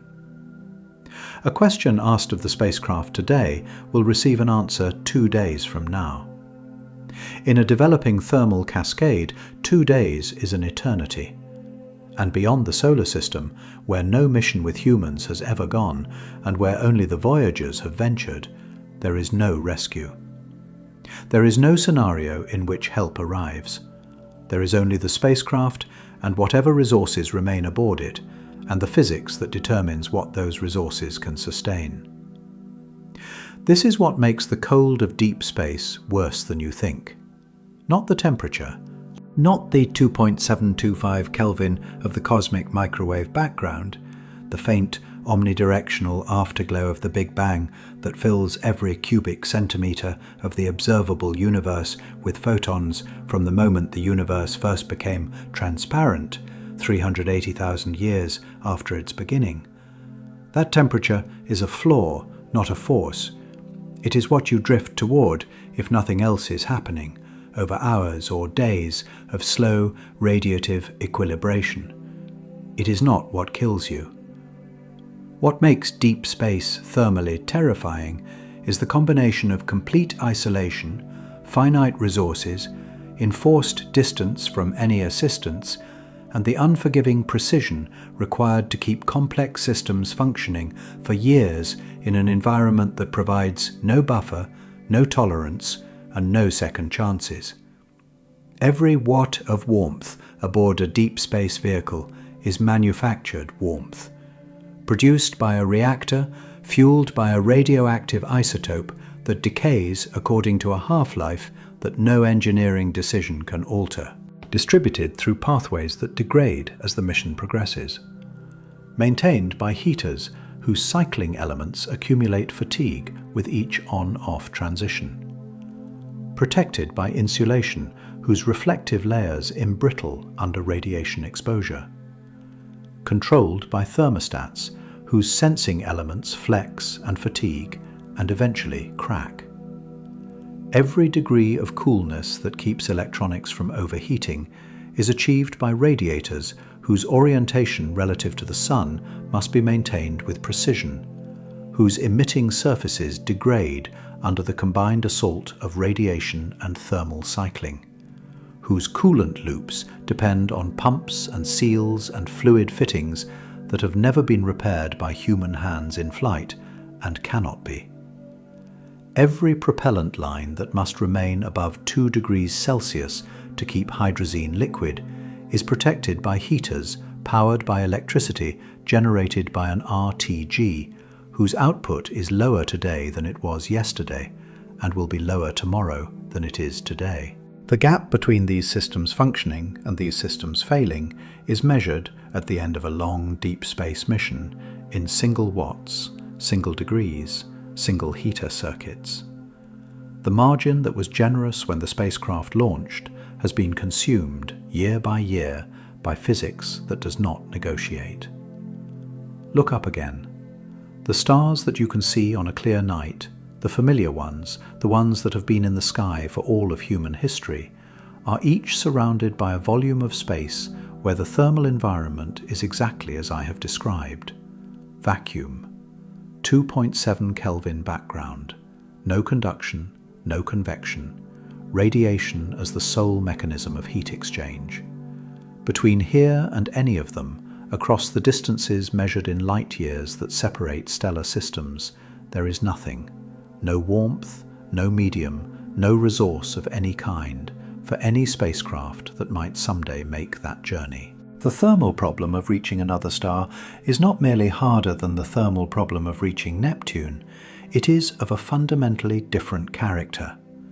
The RTG technology that has sustained deep space probes for 5 decades produces heat proportional to the quantity of radioactive fuel aboard, and fuel is mass, and mass is finite. A journey of decades to the nearest star would consume RTG fuel to the point of extinction long before arrival. Unless the spacecraft could be made small enough and insulated well enough that the residual heat from an extremely small initial fuel load could sustain it for the full journey. The breakthrough starshot concept, a proposal to send gram-scale laser sail spacecraft to Alpha Centauri at 20% of the speed of light, arriving in approximately 20 years, confronts this problem by eliminating active thermal management almost entirely. A gram-scale spacecraft has almost no thermal mass and almost no power budget. Its thermal state during the 20-year coast is essentially whatever equilibrium the cosmic background and any residual internal heat sources impose. Whether the electronics aboard it, on the order of a millimeter-scale chip, can survive 20 years in the interstellar thermal environment is one of the genuinely open questions of the proposal. Not just the radiation damage, not just the interstellar dust impacts, the thermal cycling, the sustained exposure to an environment of 2.725 Kelvin, with no active thermal management and no possibility of intervention. These are not problems for tomorrow. They are problems that are being thought about now, by engineers who understand that getting to the stars, if humanity ever gets to the stars, will require solutions to the thermal problem of deep space that go beyond anything we have yet built or flown. And those solutions will begin, as all solutions do, with an honest understanding of what the problem actually is. Which is not a cold that freezes things instantly, which is not a simple, hostile environment that can be defeated by adequate insulation, which is the complete absence of every thermal convenience that makes life possible on a planet wrapped in atmosphere and warmed by a nearby star, and the requirement to replace all of that convenience with engineered systems running on finite fuel in perfect isolation for years or decades without maintenance or rescue. Go back inside. Feel the warmth of the air in the room, the warmth that the walls absorbed from the heating system and are radiating back to you, the warmth your own body is generating and that the air is accepting and carrying away at exactly the right rate to keep you comfortable without thinking about it. None of this happens in space. All of it must be built. And right now, in the interstellar medium beyond the edge of the solar system, 2 spacecraft launched in 1977 are demonstrating watt by watt and year by year exactly what it costs to build it, and exactly what it looks like when the resources to sustain it run out. That is the cold of deep space. Worse than you thought.